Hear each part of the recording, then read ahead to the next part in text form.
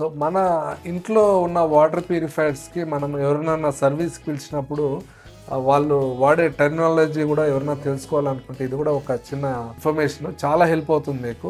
ఇందులో ఏ మెమరీన్ అయినా forget about brand, అక్కడ వాళ్ళు ఏదైతే జీపీడీ అని ఉంటుందో అది 75 జీపీడీనా 80 జీపీడీనా అని వాళ్ళు రాసి ఉంటుంది. So GPD is nothing but gallons per day. అంటే ఈ మెమరీన్ అనేది ఎందుకు అంటే వాటర్ ప్యూరిఫికేషన్లో ఈ ఆర్ఓ టెక్నాలజీ అనేది ఇప్పుడుకున్న వాటర్ ప్యూరిఫికేషన్లో ఆర్ఓ నానో చాలా ఉన్నాయి.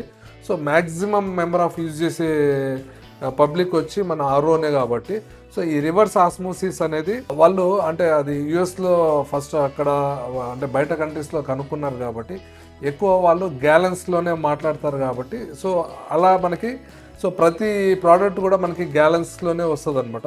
సో 80 జీపీడీ అనేది 80 గ్యాలన్స్ పర్ డే అనమాట ఇది. సో ఒక్క గ్యాలన్ మనం తీసుకున్నట్టయితే 3.785. సో 80 జీపీడీ అన్నప్పుడు into 80, so it is coming around 302.8. అంటే ఒక మెమ్బ్రెయిన్ అనేది మీరు డైలీ అంటే ఒక 24 అవర్స్ యూజ్ చేస్తే ఈ మెమ్బ్రెయిన్ అనేది మీకు 302 లీటర్ల ఆఫ్ వాటర్ ఇస్తుంది అనమాట. సో జనరల్గా దీని కెపాసిటీ పర్ అవర్ మనకి తెలుసుకోవాలి కాబట్టి డివైడెడ్ బై 24 వేసినప్పుడు మనకి 12.6 లీటర్స్ అనేది ఈ మెమ్బ్రెయిన్ 80 జీపీడీ మెమ్బ్రెయిన్ అనేది మీకు వాటర్ ఇస్తుంది.